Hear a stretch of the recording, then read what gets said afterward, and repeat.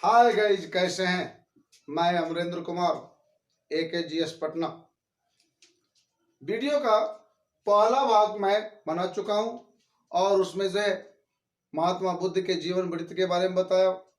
बहुत सारे लड़कों का बहुत सारा कमेंट आया और उन्होंने कहा कि बहुत ही अच्छा है और इसका अगला पार्ट भी होना चाहिए। बुद्ध की शिक्षाओं और उसके बारे में हमें बताना है कि बुद्ध की शिक्षाएं क्या थी। तो बुद्ध की शिक्षाएं जो है हम देख रहे हैं कि 4 आर्य सत्य। आखिर जिंदगी में दुख क्या है, दुख क्यों है। पहला है दुख का कारण क्या है। उस दुख का कारण क्या है, इच्छा।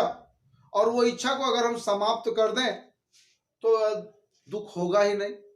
और उसके लिए जो है उस समाप्त इच्छा को समाप्त करने के लिए अष्टांगिक मार्ग का जो है यहाँ पर उन्होंने प्रतिपादित किया। इच्छा, जैसे कि मान लिया जाए कि हमारे पड़ोसी ने एक कार खरीदा और हमें लगा कि हमारे पास भी होनी चाहिए, लेकिन हमारे पास पैसा तो है नहीं और इससे क्या होगा, हमें दुख हो। अगर ये इच्छा नहीं होती तो दुख नहीं होता। तो इन्होंने कहा कि इच्छा ही नहीं करनी चाहिए उस तरह से, ताकि जो है दुख ना हो। अगला जो अष्टांगिक मार्ग मैंने यहाँ पर चर्चा किया, और यह अष्टांगिक मार्ग है सम्यक दृष्टि, सम्यक वाक। सम्यक का मतलब होता है बैलेंस। बैलेंस मतलब कि ना अधिक ना कम। जिंदगी में बैलेंस बहुत ही जरूरी है। आप किसी भी क्षेत्र में चले जाइए, जब तक आप बैलेंस नहीं करेंगे तब तक जो है कुछ नहीं होगा। आपकी तैयारी भी बैलेंस होनी चाहिए। किसी भी परीक्षा में बैलेंस तैयारी करने वाले लोग ही आगे बढ़ते हैं। अब यहाँ पर देखते हैं कि सम्यक दृष्टि है। हमारा दृष्टिकोण जो है एकदम बैलेंस होनी चाहिए, और हमारा वाक अपने हमारे जो बोलने का जो है वो बैलेंस होनी चाहिए। बैलेंस का मतलब हो गया ना अधिक बोले, ना वाचाल बने, ना कम बोले, मृदुभाषी भी ना हो, इस तरह से हो ताकि जो है किसी के दिल में दुख ना पहुंचे। तीसरा है संकल्प। हम जो है संकल्प करें और उसको जो है आगे बढ़ें। फिर जो है सम्यक कर्म, और ये सब चीजें करके हम एक सम्यक कर्म करते हैं। एक कर्म करें, बैलेंस कर्म करें, जिससे जो है हमें आगे बढ़े।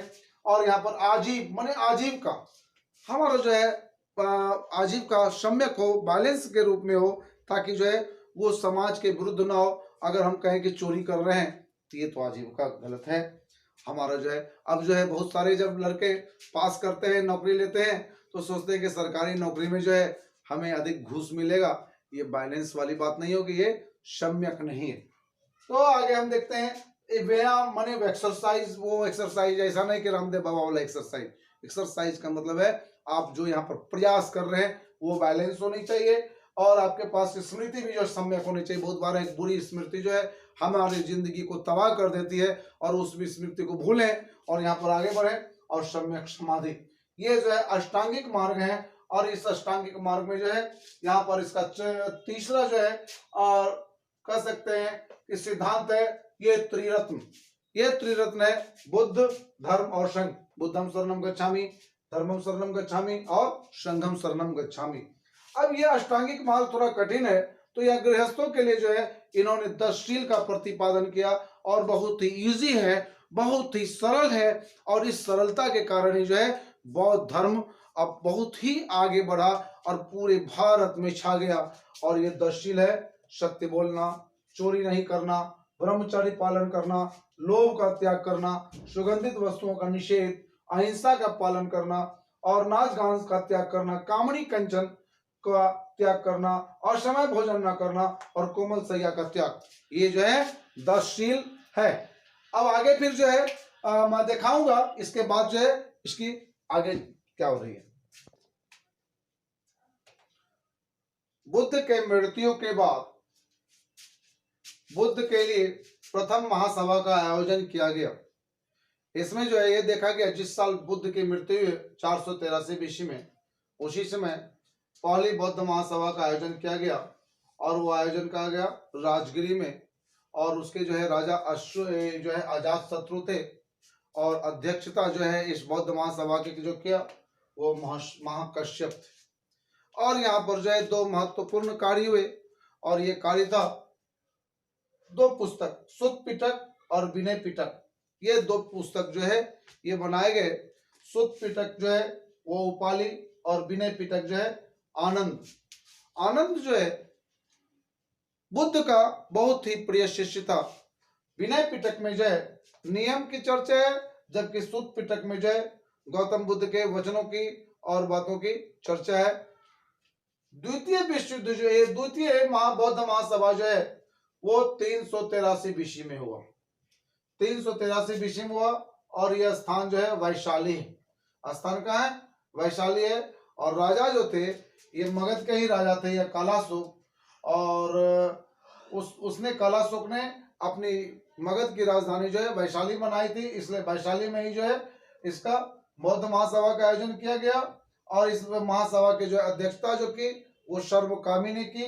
और यहाँ पर जो है विचारों का भेदभाव इतना बढ़ा कि यह दो भागों में बट गए, स्थविर और महासांगिक। और यही चीजें जो है आगे भी आप देखेंगे कि ये चीजें जो है क्या क्या बन गए। तृतीय बौद्ध सभा जो है हुई वो पाटलिपुत्र में हुई 251 बीसी में। और उस समय जो है वहां के राजा जो थे अशोक मौर्य। अशोक मौर्य का जो है बौद्ध धर्म के प्रचार प्रसार के लिए बहुत योगदान दिया है।